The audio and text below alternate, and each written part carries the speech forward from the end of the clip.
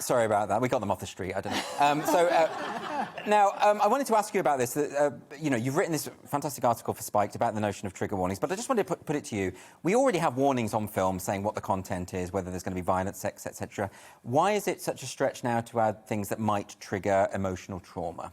Well, I think it's really interesting that this research found that young people want more trigger warnings on things. I'm always inherently suspicious when research kind of justifies more of a need for whether it's the British Board of Film Classification. I mean, you can't imagine they would publicise research that says young people want fewer trigger warnings on things. Sure. But I thought what was interesting as well was the different nature of what they want trigger warnings for. So like you say, originally it was to flag up bad language or violence or sex, and nowadays young people seem absolutely cool with all of that, and what they want warnings about is depression and eating disorders, things which are going to impact upon their mental health. And I think it'd be very easy to blame young people for this, to say, oh, look, aren't they pathetic? They want all these warnings. But in actual fact, it's not really surprising when you think these kids go to schools where they've had teachers and kind of every adult almost that they come into contact with telling them how vulnerable and fragile they are and how they have to avoid stress and anxiety. Yeah. I mean, but it is interesting, isn't it, that the survey suggests 2/3 of the respondents believe that they wanted these warnings for themselves. So, but like you say, it's not really it may not be their fault, but it has definitely become embedded into the culture of young people. Absolutely. And what was interesting about the research was a number of them were saying not just that they want these warnings for themselves, but that they're worried about, say, younger siblings or their friends. So it's almost perceived as if this is the caring thing to do, that you have these warnings in order to protect people. So not just to protect themselves, but to protect their friends and their younger brothers and sisters as well. But, I mean, this does extend to the idea of higher education, because more and more there have been trigger warnings. I know Cambridge University Classics Department recently added trigger warnings as a response to protests relating to anti-racism. But does a trigger warning actually help? I mean, I've read about law schools, for instance, that will now add trigger warnings or remove references to sexual assault in certain lectures. But, of course, a lawyer has to be able to know how to defend someone in a case of sexual assault. And I've also read that this doesn't help victims of trauma. To be completely shielded from the very concept of the things that afflicted them actually can make things worse for them. That seems to be the consensus on this, isn't it? Well, absolutely, because when psychologists have interviewed people who've been victim of a rape or a terrible attack, for example, they say it's not quite as straightforward as just hearing the word rape or the word attack that can cause them to have a post-traumatic breakdown. But it's actually might be a colour or a smell or just a random thing that they would then associate back with their memories. And actually using these trigger warnings in and of itself doesn't help and may even reinforce some of the problems that people have experienced. It creates a barrier to people actually being able to overcome the trauma and get on with their lives. And I mean, you can take this to extremes. So universities in America now have actually been told to issue warnings, but they have to call them content warnings, because if they call them trigger warnings, then it might upset people who've experienced gun violence. Yeah, of course.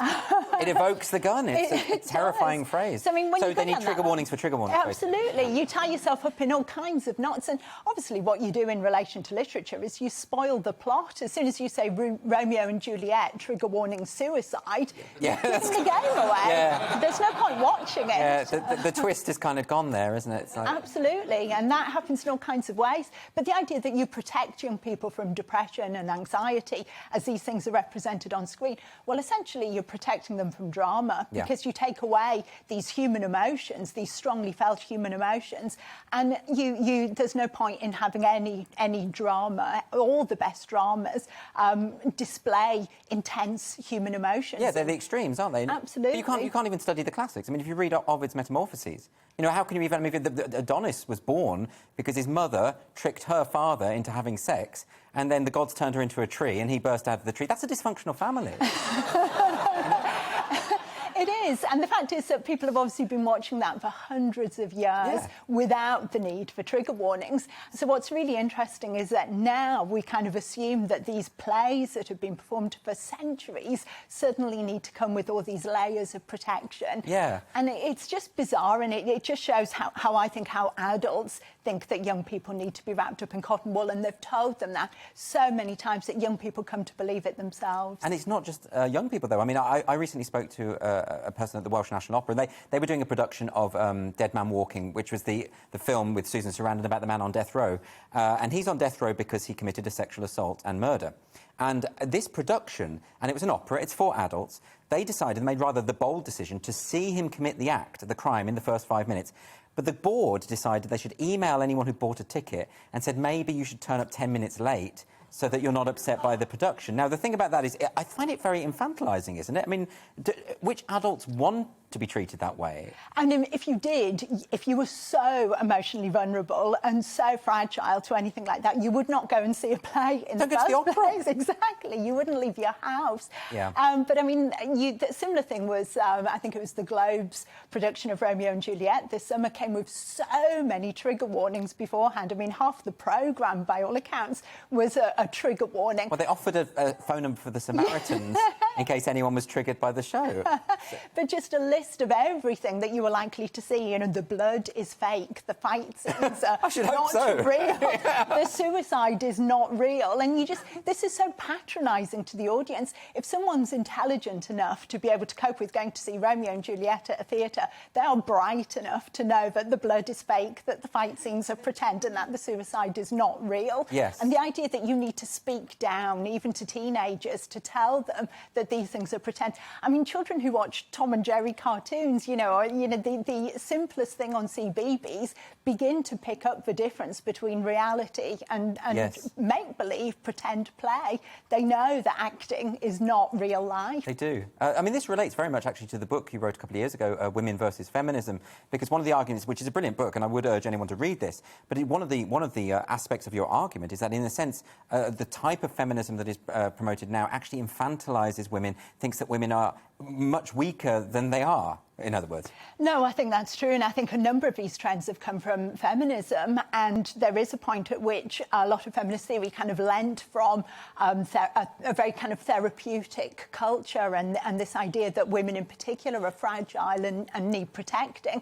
I think it's really unhelpful, very, very poisonous, particularly to young women growing up today, who need to be told that actually they can cope with the real world out there, and films and drama, and the best way, if you're feeling anxious, to deal with that is to actually get out there and confront your anxieties rather than to ask to be shielded from them. And it does relate to another article you wrote very recently about the Rosie Duffield situation in the Labour Party. We touched on it earlier, but, a lot of the language and the toxicity around the debate, around the trans debate, has been that people feel that certain issues or opinions are beyond the pale. They make them feel unsafe. Words and arguments are a kind of violence. And that sort of justifies, in return, the threats against Rosie Duffield, because it's seen as a kind of form of self-defence. So this actually has broader ramifications, doesn't it? Oh, absolutely. I mean, I think this has been two trends that have gone hand in hand together. First of all, this idea that people are far more vulnerable, far more fragile than ever before.